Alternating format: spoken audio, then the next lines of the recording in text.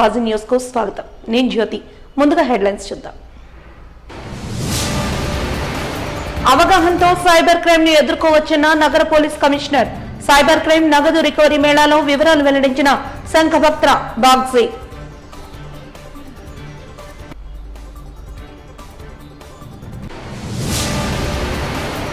రహదారి భద్రతా నియమ నిబంధనలు ఖచ్చితంగా పాటించాలి. యువతకు వాహన చోదకులకు సూచించిన జిల్లా ప్రధాన న్యాయమూర్తి ఆలపాటి గిరిధర్.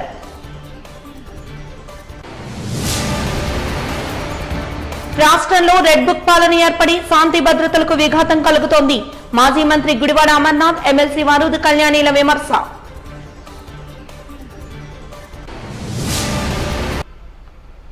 ఎంతో మంది నటులను తీర్చిదిద్దిన తనని సైబర్ క్రైమ్ టార్గెట్ చేసి మోసగించిందని ప్రముఖ స్టార్ మేకర్ సత్యానంద్ తెలిపారు. నగరంలో జరిగిన సైబర్ క్రైమ్ లో నగదును పోగొట్టుకున్న అనేక మందికి పోలీసు శాఖ రికవరీ మేళాను ఏర్పాటు చేసింది. సైబర్ క్రైమ్ లో నష్టపోయిన బాధితులతో నేడు పోలీస్ కమిషనరేట్ కాన్ఫరెన్స్ హాల్లో విలేకరుల సమావేశంలో రికవరీ మేళాను నిర్వహిస్తూ నగర పోలీస్ కమిషనర్ సంఘభద్ర బాగ్జీ పలు సూచనలు చేశారు. 1930 నెంబర్కు బాధితులు ఫిర్యాదు చేయవచ్చని ఈ సందర్భంగా సిపి తెలిపారు.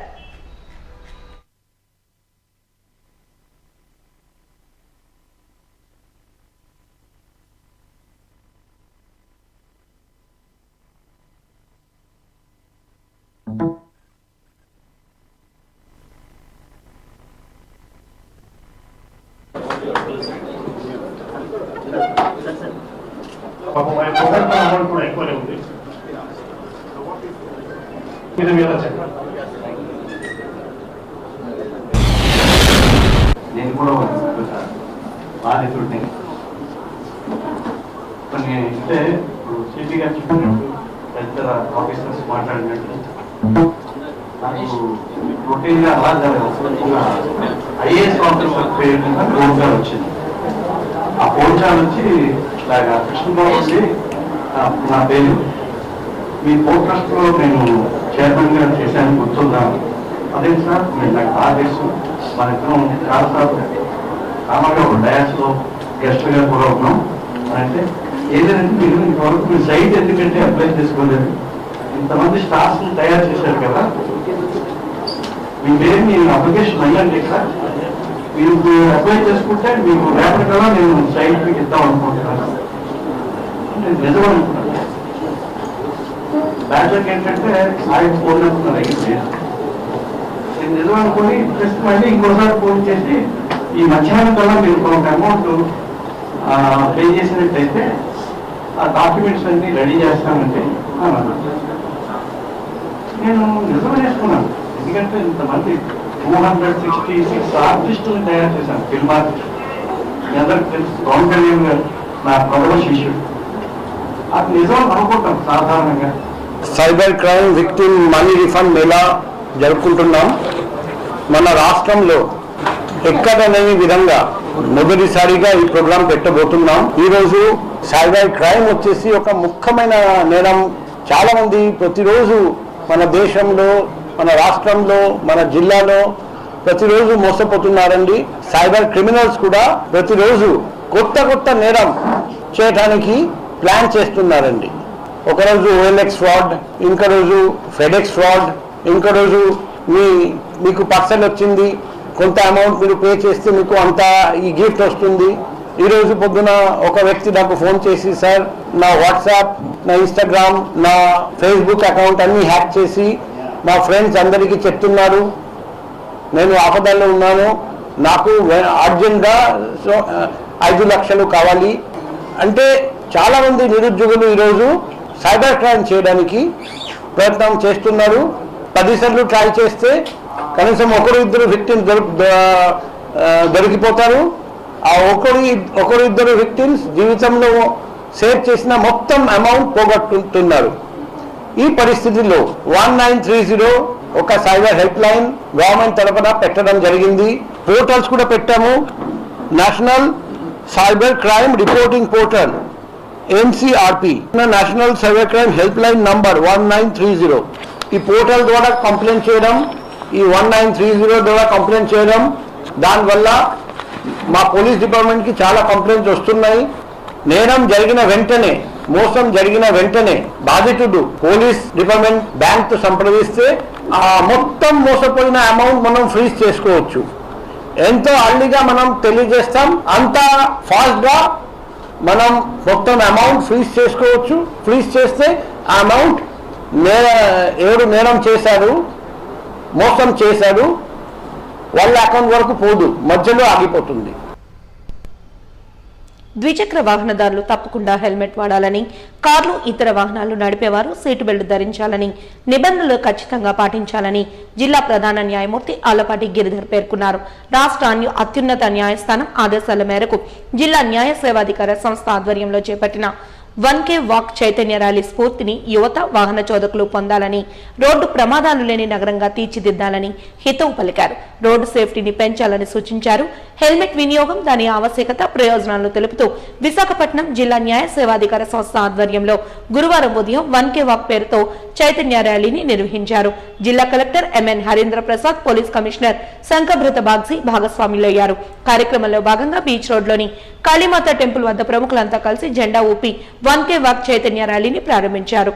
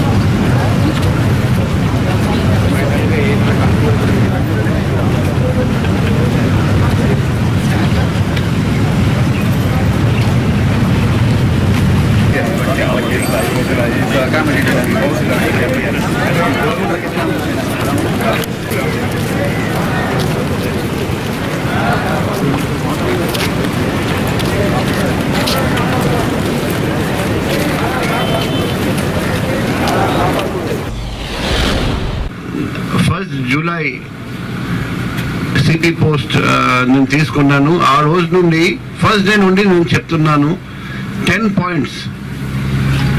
అక్కడ మనం చాలా స్ట్రిక్ట్ గా అవేర్నెస్ అండ్ ఎన్ఫోర్స్మెంట్ అవసరము to save lives. Number 1, BIS helmet లేని driving, both for the driver as well as for the pillion rider. Number 2, triple riding. Number 3, overspeeding. Number 4, wrong route driving. Number 5, overloading of vehicles. Number 6, driving అది cell phone లో మాట్లాడుతూ driving. Number 7, without seat belt driving. Number 8, minors driving, license లేకపోయినా driving. Number 9, మద్యం త్రాగి driving, drunk and driving. And number 10, number plate లేకుండా driving and wrong parking. So ఒకవైపు last 15 days నుండి awareness పెంచమని చెప్పాము. ఇప్పుడు ఎన్ఫోర్స్మెంట్ కూడా స్టార్ట్ చేయబోతున్నాం. ఈ రోడ్ సేఫ్టీ అవేర్నెస్ డ్రైవ్ అనేది జడ్జి గారు చెప్పినట్టు ఆనరబుల్ హైకోర్టు ఆదేశాల మేరకు ఈరోజు నిర్వహించడం జరుగుతుంది. దీని ద్వారా పబ్లిక్ అందరికి కూడా ఒక అవేర్నెస్ రావాలని ఈ ర్యాలీ ఏర్పాటు చేయడం జరుగుతుంది. జనరల్ టెండెన్సీ ఏంటంటే because of inconvenience or because of some other hurry many of us are not wearing our helmets. It is very, very dangerous.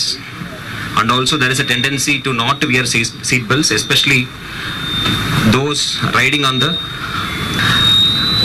so those who are sitting in the seats behind are also not wearing the seat belts. It is all the more dangerous for them. So there is an urgent need among the public to be aware of this, to be aware of the consequences. And also overspeeding is another issue which we are seeing, especially in urban areas among the youth, that they should be aware, they should be responsible citizens. When you are overspeeding, you are not only putting your life in danger and also putting the life of other person in danger. It is a directive of Honorable High Court to follow the helmet now. అదేవిధంగా rally కూడా లా students తోటి అందరితోటి all walks of life చేయమన్నారు, awareness create చేయడం కోసం. ఈ helmet నామ్ని అదేవిధంగా seat belt నామ్ అన్ని ట్రాఫిక్ నామ్స్ అన్ని బాగా అందరూ ఉపయోగించాలని, రోడ్ సేఫ్టీని బాగా పెంచాలని కోరుకుంటూ థ్యాంక్ యూ.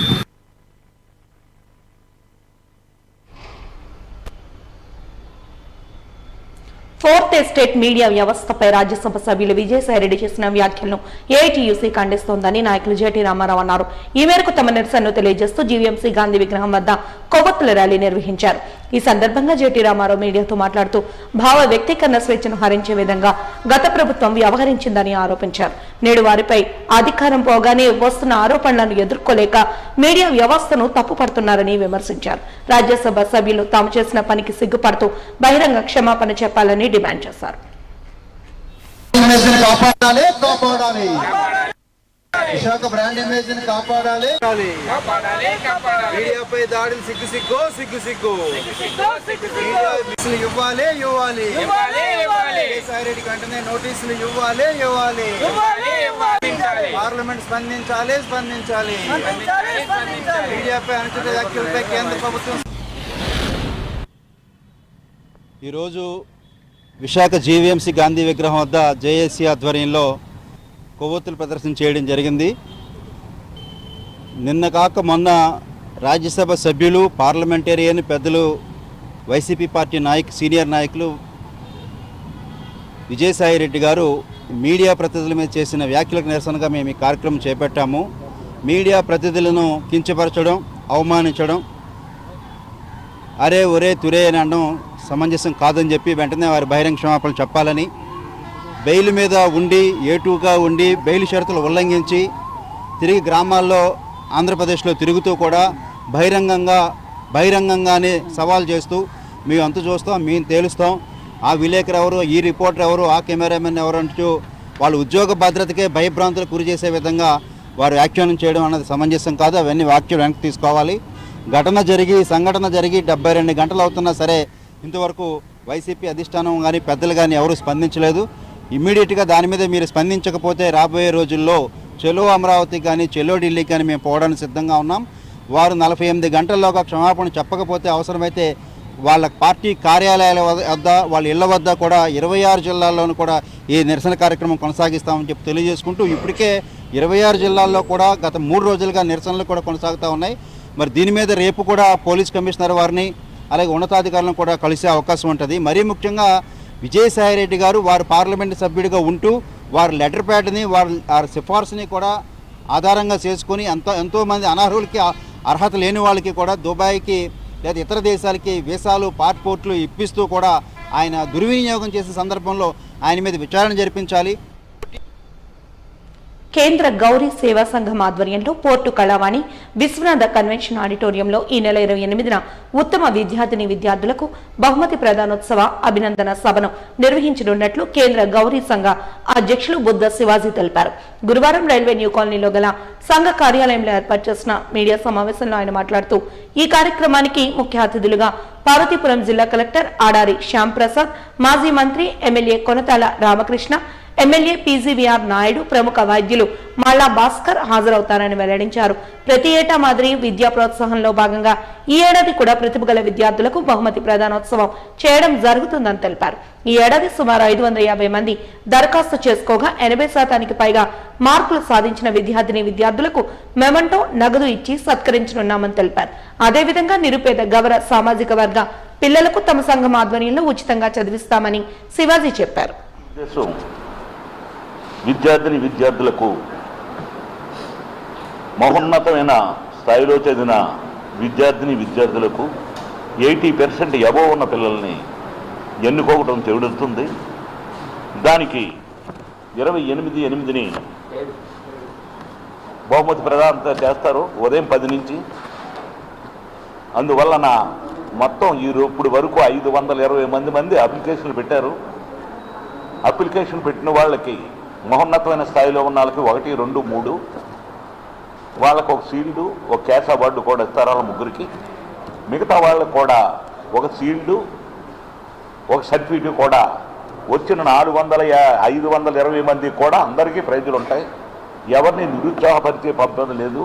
కేవలం ఈ కార్యక్రమం ఈ గౌరవ సేవా సంఘం పెట్టడానికి కారణం మన జాతిలో ఉన్న విద్యార్థులు పేద కుటుంబం వాళ్ళు ఉత్సాహంతో ముందుకెళ్ళి రానున్న కాలంలో విద్య ఉంటేనే ఏదైనా ఉంటుందని దానికి మా గౌరీ సేవా సంఘాలు ఒక ఛాలెంజ్గా తీసుకొని ప్రతి గ్రామంలోనూ, ప్రతి ఊర్లోనూ, ప్రతి జిల్లాలోనూ ఈ విద్య గురించి బహుళ ప్రచారం చేస్తున్నారు. మా ఉద్దేశం 28వ సంవత్సరం రాబోతుకి పూర్తిగా మా జాతిలో ఎవరు విద్య రాని వాళ్ళు లేకుండా చేయాలనేదే ప్రథమ కర్తవ్యం గౌరీ సేవా సంఘాల తాలూకా ముఖ్య ఉద్దేశం. దానికి ప్రేక్షకులు మీరందరూ తోడ్పడి ఆ కార్యక్రమాన్ని జయప్రదం చేస్తూ ఆ రోజు నాటికి వచ్చే ముఖ్య అతిథుల్లో మన PGR గణబాబు గారు ఎమ్మెల్యే గారు, అలాగే మళ్ళా కొనతాల రామకృష్ణ గారు ఎమ్మెల్యే గారు, అనకాపల్లి ఎమ్మెల్యే గారు, అలాగే ఆడారి శ్యామ్ ప్రసాద్ IAS కలెక్టర్ గారు మరియు జిల్లా మెజిస్ట్రేటరు మరి పార్వతీపురం మన్యం జిల్లా తాలూకా వాళ్ళు, అలాగే ఆల్ ఇండియాలో ప్రథమ స్థానం పొందిన మల్లా భాస్కర్ రావు గారు బెంగళూరులో డాక్టర్ గారు న్యూరాలజిస్టు, వారు కూడా ఆ రోజు కార్యక్రమానికి ఇచ్చేస్తున్నారు. మహిళల అందాన్ని మరింత పెంపొందించే విధంగా వజ్రాభరణాల తయారీలో గత 27 సంవత్సరాలుగా వసుంధర డైమండ్ జ్యువెలర్స్ అందిస్తున్న సేవలు అభినందనీయమని పలువురు ప్రముఖులు తెలిపారు. నగర తీరంలో ప్రైవేట్ హోటల్లో నిర్వహించిన వసుంధర ఆత్మీయ మేళాలో జ్యోతి ప్రజ్వలన చేసి నేడు ప్రారంభించారు. ఈ నెల 18, 19 తేదీల్లో జరగనున్న ఈ మేళాలో వజ్రాభరణాలు 30,000 రూపాయల నుండి 50 లక్షల వరకు విలువ చేసే అన్ని రకాల డిజైన్లు అందుబాటులో ఉంటాయని తెలిపారు. ఈ మేరకు తాము అందిస్తున్న ఈ మేళాలో డిజైన్లను వీక్షించి మరింత ఆదరించాలని సంస్థ మేనేజర్ శ్రీదేవి తెలిపారు.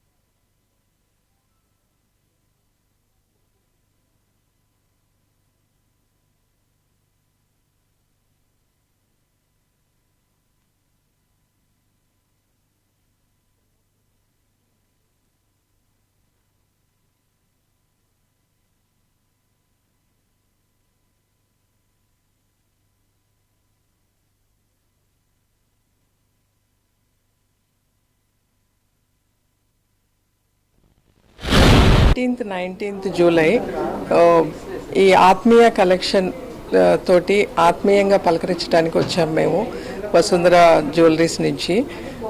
ఈ ఎగ్జిబిషన్ మార్నింగ్ 10:30 నుంచి 7:30 వరకు ఇక్కడే ఉంటాం 2 days. విశాఖపట్నం బెస్ట్ పీసెస్ అవైలబుల్గా ఉన్నాయి ఈసారి. Colour stones jewellery and semi precious and precious kind of jewelleries with antique Junagadh, Jadhav jewelry, Kundan jewelry, so uncut diamond jewelry, so every kind of jewelry, all kind of jewelry, high-end jewelry మేము ఇక్కడ present చేస్తున్నాం. Range from starting అంటే మనకి around 20-30,000 rupees నుంచి up to 40-50-60 lakhs వరకు jewelleries ఉన్నాయండి. All kind of jewellery అంటే మేము నెక్లెస్ నుంచి రింగ్స్, స్టడ్స్, హారం ఎవ్రీథింగ్ అవైలబుల్ ఉంది. Diamond belt, gold belt, jadau belt everything is available. So మీకు ఎటువంటి జ్యువెలరీ కావాలన్నా సరే this is the right destiny అనమాట. స్త్రీ అంటేనే అలంకార ప్రియురాలు. ఆవిడే అసలు ఇంట్లో మూలగా ఉన్న వాళ్ళని కూడా బయటికి పిలిచి వాళ్ళని మోటివేట్ చేసేటువంటి వ్యక్తిత్వం ఉన్న మనిషి. అందులో వజ్రం అంటే మనకు తెలుసు, డైమండ్ దేనికి ఇది కాదు, చాలా నచ్చే విషయం ఏంటంటే అసలు ఇక్కడ అందరూ అనుకుంటారు డైమండ్ ఎగ్జిబిషన్ అంటే చాలా పెద్ద పెద్దవి ఉంటాయి. ఇప్పుడు నేను చూస్తున్నాను, ఆల్రెడీ ఒక రౌండ్ వేసి వచ్చాను. చిన్న పిల్లలు పెట్టుకునే దాని నుంచి పెద్దవాళ్ళు పెట్టుకునే వరకు ఏ అకేషన్లోనైనా ఎలా అయినా అందంగా కనిపించేట్టుగా ఆవిడ సెలెక్ట్ చేయడం అనేది నిజంగా ఆవిడ మనసు ఆత్మీయతను చూపించింది. ఇక్కడ అలంకారానికి ప్రతీక మహిళ, ఆభరణానికి అందమే మహిళ. అందులోనూ వసుంధర డైమండ్ రూఫ్ వాళ్ళు 27 సంవత్సరాల ఒక ఎక్స్పీరియన్స్ ఉన్న ఈ యొక్క సంస్థ ఇక్కడ విశాఖపట్నంలో ఈరోజు రేపు కూడా నోవాటెల్లో ఎక్స్క్లూజివ్ డిజైన్స్తో మంచి ఎగ్జిబిషన్ ఇక్కడ ఏర్పాటు చేయడం జరిగింది. ఇప్పుడే వచ్చి చూస్తున్నాను, చాలా బాగున్నాయి. ఎందుకంటే ఎప్పటికప్పుడే ట్రెండ్స్ అండ్ ఫ్యాషన్స్ మారిపోతున్న ఈ రోజుల్లో ఇటువంటి ఒక ఎగ్జిబిషన్స్ అన్నది ఏ విధంగా ఉంది, అసలు ఇప్పుడు ఏదైతే కొనుక్కోవాలి అన్న ఒక ఆలోచన, ఒక డౌట్ ఉన్న మహిళలందరికీ కూడా ఒక క్లియర్ కట్ ఆన్సర్ అన్నది ఈ ఎగ్జిబిషన్లో దొరుకుతుంది అనిపించింది నాకు. అందులోనూ ఇప్పుడు అటు గ్రాండ్గా ఉండే ఒక పీస్ నుంచి సింపుల్గా ఉండే ఒక ఆర్నమెంట్ వరకు అన్ని రకాల డిజైన్స్ అందరికీ కూడా సూట్ అయ్యే ఒక చక్కని ఎగ్జిబిషన్ ఈరోజు ఇక్కడ ఏర్పాటు చేయడం. అందులోనూ శ్రీదేవి గారు ఇక్కడ వైజాగ్ దీనికి అవుట్లెట్కి ఇక్కడ ఫ్రాంచైజీ ఆవిడ ఆధ్వర్యంలో వైజాగ్లో జరగడం అన్నది, she's a good friend of mine. ఈరోజు వారి ఆహ్వానం మేరకు ఈరోజు రావడం జరిగింది ఇక్కడ. సో ఇక్కడ ఏంటంటే ఇక్కడ ఈ 2 రోజులు ఎగ్జిబిషన్తో పాటు ఇక్కడే వీరి అవుట్లెట్ కూడా ఉంది కాబట్టి ఇక్కడ చూశాక ఒక ఐడియా కూడా ఫామ్ చేసుకుని తర్వాత వారి అవుట్లెట్కి కూడా వెళ్ళి తీసుకోవడం అన్నది జరగచ్చు. అందులో అందరికీ తెలుసు, మీకు వరలక్ష్మి వ్రతం కూడా రాబోతోంది కదా. సో ఇట్స్ రైట్ టైం, మంచి టైంలో మీరు ఇక్కడ అరేంజ్ చేయడం అన్నది. కూటమి ప్రభుత్వం ఏర్పడిన మరుక్షణం నుండి మహిళలకు రాష్ట్రంలో రక్షణ కరువైందని వైసీపీ ఎమ్మెల్సీ వారూధిని కళ్యాణి విమర్శించారు. ఈ మేరకు సిరిపురంలోని కార్యాలయంలో నిర్వహించిన విలేకరుల సమావేశంలో ఆమె మాట్లాడుతూ రోజుకో ఘటన, అత్యాచారాలు రాష్ట్రంలో ఏదో ఒక చోట జరుగుతున్నాయంటూ ఆరోపించారు. చిన్నారుల నుండి వృద్ధుల దాకా అందరినీ హింసించే విధంగా రౌడీ రాజ్యాంగం నడుస్తోందని ఆరోపణలు చేశారు. శాంతి భద్రతలకు విఘాతం కలిగించేలా కూటమి పాలన ఉందంటూ విమర్శలు గుప్పించారు.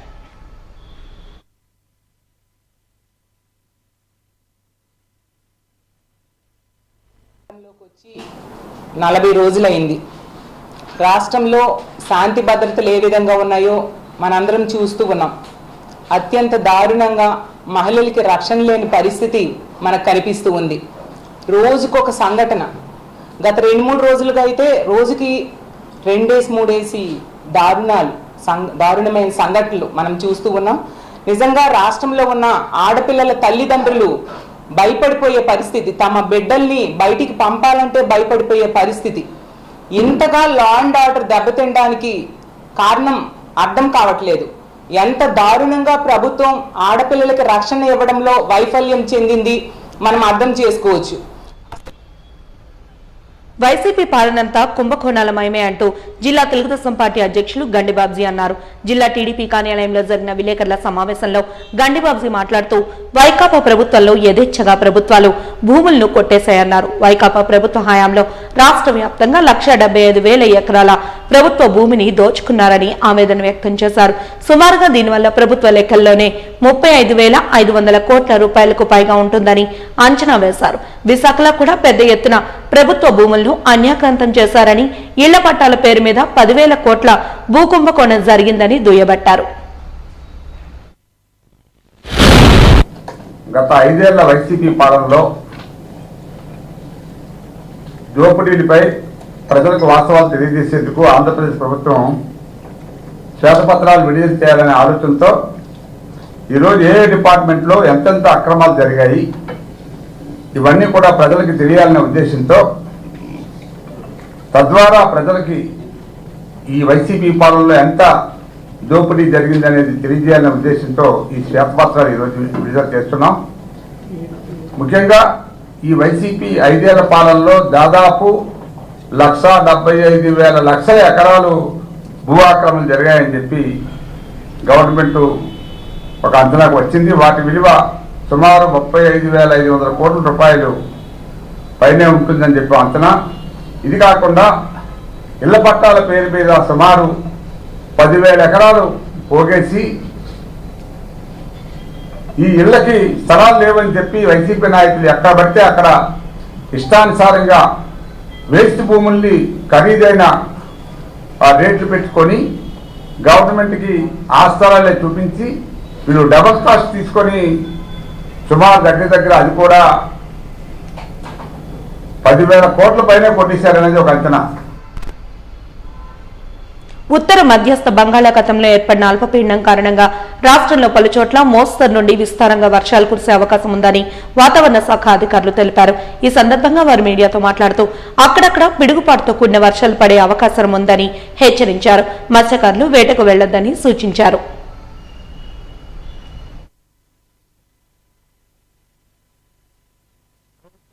చేస్తున్నట్టుగా ఈరోజు మధ్య బంగాళాఖాతం మరియు దానికి ఆనుకున్నటువంటి ఉత్తర బంగాళాఖాతం ఈ ప్రాంతంలో అంటే central and adjoining north bay of బెంగాల్లో అల్పపీడన ప్రాంతం ఏర్పడింది. అది క్రమేపీ బలపడుతూ వాయు దిశగా ప్రయాణిస్తూ ఒరిస్సా తీరానికి రానున్న 22 రోజుల్లో వెళ్ళేటువంటి అవకాశం కనిపిస్తోంది. ఇప్పుడున్నటువంటి అల్పపీడన ప్రాంతం దృష్ట్యా మన కోస్తా జిల్లాల్లో పలు ప్రాంతాలు విస్తారంగా ఒక మాసం నుంచి మోస్తరు వర్షాలు, అలాగే భారీ వర్షాలు, భారీ నుంచి అతి భారీ వర్షాలు, అలాగే నెక్స్ట్ ఎక్స్ట్రీమ్లీ హెవీ రైన్ఫాల్స్ కూడా కొన్ని జిల్లాల్లో మన ప్రెడిక్షన్స్ చేయడం జరిగింది. అవి పర్టికులర్గా ఈరోజు నెక్స్ట్ కమింగ్ 24 hours చూస్తే ఎక్స్ట్రీమ్లీ హెవీ రైన్ఫాల్ ఏలూరు జిల్లాలోను, అల్లూరు సీతారామరాజు, కోనసీమ, వెస్ట్ గోదావరి, ఈస్ట్ గోదావరి ఈ జిల్లాల్లో ఎక్స్ట్రీమ్లీ హెవీ రైన్ఫాల్ అంటే నెక్స్ట్ కమింగ్ 24 hours అంటే మోర్ దాన్ 90 centimeters 24 hours డ్యూరేషన్లో వచ్చేటువంటి ఛాన్సెస్ ఈ జిల్లాలో ఉంది. అలాగే నెక్స్ట్ భారీ నుంచి అతి భారీ వర్షపాతం కూడా మరికొన్ని జిల్లాల్లో మనం నెక్స్ట్ 24 hours వచ్చే ఛాన్సెస్ ఉన్నాయని చెప్తున్నాం.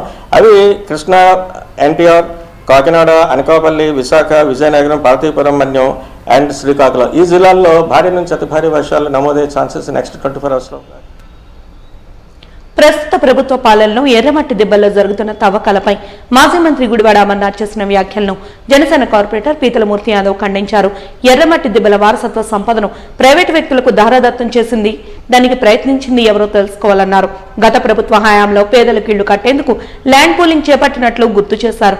వైసీపీ హయాంలో తవ్వకాలు జరుగుతున్నప్పుడు నోరు మెదపని మాజీ మంత్రి ఇప్పుడు విశాఖ వారసత్వ సంపదలపై పర్యావరణ హితోపకర చర్యలపై వ్యాఖ్యానించడం విడ్డూరంగా ఉందని మండిపడ్డారు. ఈ మేరకు ద్వారకానగర్ పవర్ గ్రంథాలయంలో నిర్వహించిన విలేకరుల సమావేశంలో ఆయన ధ్వజమెత్తారు. కనీసం విఎంఆర్డీఏ ల్యాండ్ పూలింగ్ ఏదైతే పెట్టిందో ఆ విఎంఆర్డీఏ ఎర్రమట్టి దిబ్బల్లో ల్యాండ్ పూలింగ్ పెట్టినప్పుడు వాళ్ళ ప్రభుత్వంలో అప్పుడు జిల్లా కలెక్టర్ ఎందుకని ల్యాండ్ పూలింగ్ పెట్టారండి? సహజ సిద్ధంగా ఉన్నటువంటి సంపదల దగ్గర ల్యాండ్ పూలింగ్ పెట్టి పేదలకు ఇల్లు కట్టిస్తారంటారా? అధికారానికి లేఅవుట్లకి వాళ్ళ వైసీపీ నాయకుడు కేకే రాజు లేఅవుట్ అక్కడ పెద్ద ఎత్తున వాళ్ళు ల్యాండ్ పూలింగ్ చేసినప్పుడు వైసీపీ నేత కేకే రాజు అక్కడ లేఅవుట్ వేసిన మాట వాస్తవం కాదా అండి? అప్పుడు మా పవన్ కళ్యాణ్ గారు వచ్చి ప్రశ్నించి ఈ పనులు నిలిపేయాలని చెప్పి ప్రభుత్వాన్ని కోరడం మాట వాస్తవం కాదా? పనులు చేపడుతుంది, ప్రకృతి విధ్వంసం చేసింది, వీళ్ళు విధ్వంసాన్ని శ్రీకారం చుట్టింది. ఋషికొండ దగ్గరికి వెళ్ళి అమ్మరు వెళ్ళి ఫోటో దిగి మేము చేసిన విధ్వంసానికి ప్రతిరూపం అని చెప్పుకోవాలి. అనకాపల్లిలో విస్తరణపేట భూములు 600 ఎకరాలు ఏవైతే ఉన్నాయో ఆ 600 ఎకరాల భూముల దగ్గరికి వెళ్ళి దళిత గిరిజన భూముల్ని ప్రభుత్వ గడ్డ గోర్తులు కూడా నేను కొట్టేశానని చెప్పి అక్కడికి వెళ్ళి సెల్ఫీ దిగి ఈ అమ్మరు చూపించుకోవాలి. ఏదైతే వాళ్ళు విజయసాయి రెడ్డి కుమార్తెకి సంవత్సరాల రోడ్లు కట్టడానికి భీమిలీ దగ్గర సముద్ర తీర ప్రాంతంలో సిఆర్జెడ్ నిబంధనల విరుద్ధంగా కడుతున్నటువంటి కాంక్రీట్ జంగల్ దగ్గరికి వెళ్ళి మేము చేస్తున్నటువంటి మా యొక్క పాపాలు ప్రతిరూపం చెప్పి చూపించుకోవాలి. పోనీ ఇవన్నీ కాకపోయినా వీళ్ళ పార్టీ కార్యాలయాలు పర్మిషన్స్ లేకుండా ఏవైతే ప్యాలెస్లు కట్టుకున్నారో వాళ్ళ దగ్గరికి వెళ్ళి చూపించుకోవాలి వీళ్ళ పాపాల చరిత్ర ఏంటో. చివరగా అమరు ఏం చేయాలండి? ఏదైతే తన బిల్డింగ్ కట్టాడో 448 గజాల బిల్డింగ్ ఏదైతే కట్టాడో అక్రమ నిర్మాణం ఏదైతే ఉందో జీవీఎంసీకి డబ్బులు కట్టకుండా అక్రమాలు పెట్టిందే మారు పేరండి వైసీపీ ప్రభుత్వం అన్నది.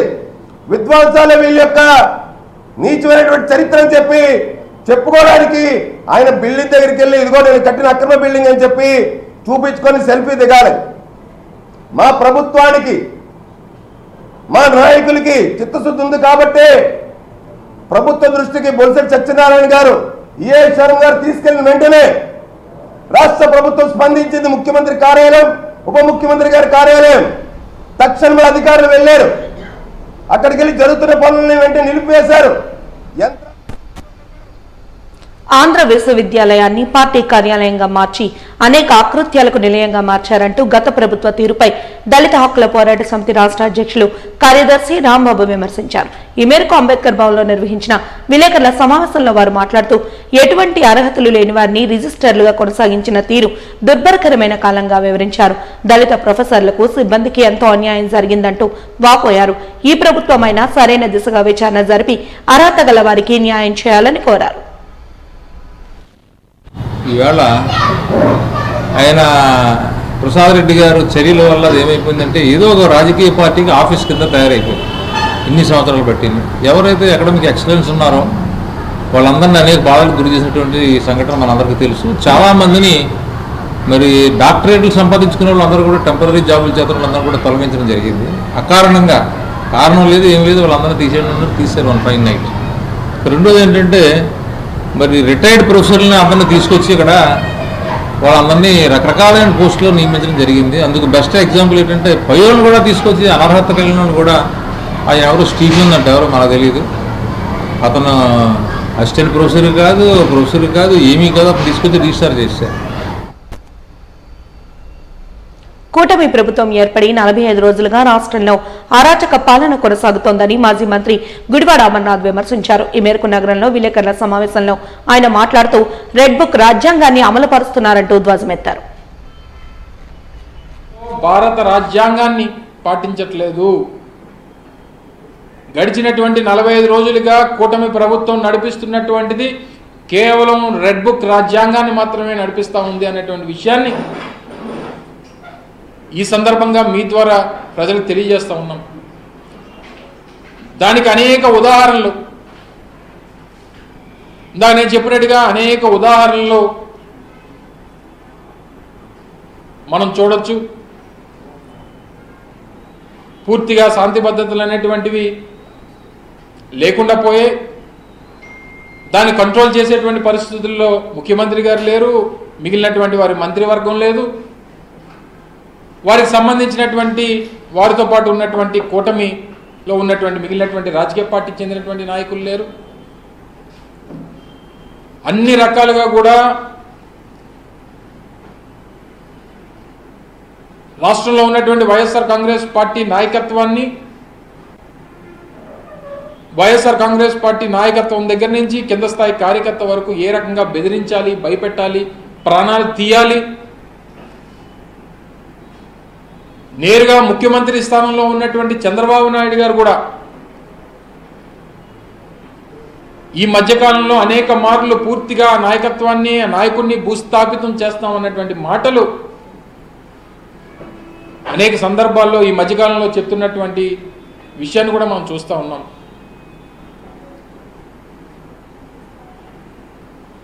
ఈరోజు ఇన్ని కార్యక్రమాలు జరుగుతున్నప్పుడు వారేమో ఈరోజు శాంతి భద్రతల మీద శ్వేతపత్రం ఏదో విడుదల చేస్తున్నట్టుగా వార్తల్లో చూడడం జరిగింది.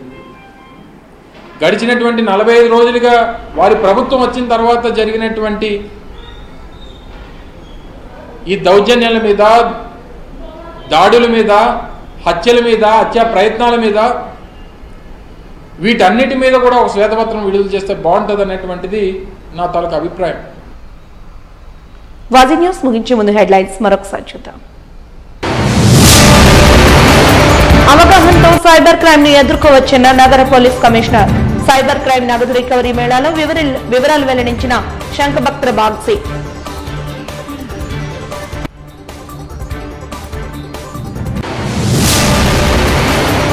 రహదారి భద్రతా నియమ నిబంధనలు ఖచ్చితంగా పాటించాలి. యువతకు వాహన చోదకులకు సూచించిన జిల్లా ప్రధాన న్యాయమూర్తి ఆలపాటి గిరిధర్.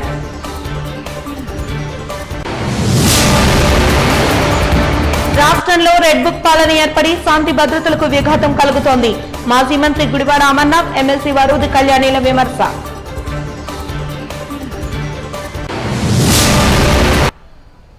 వాజీ న్యూస్ ఇంతటితో సమాప్తం. నమస్కారం.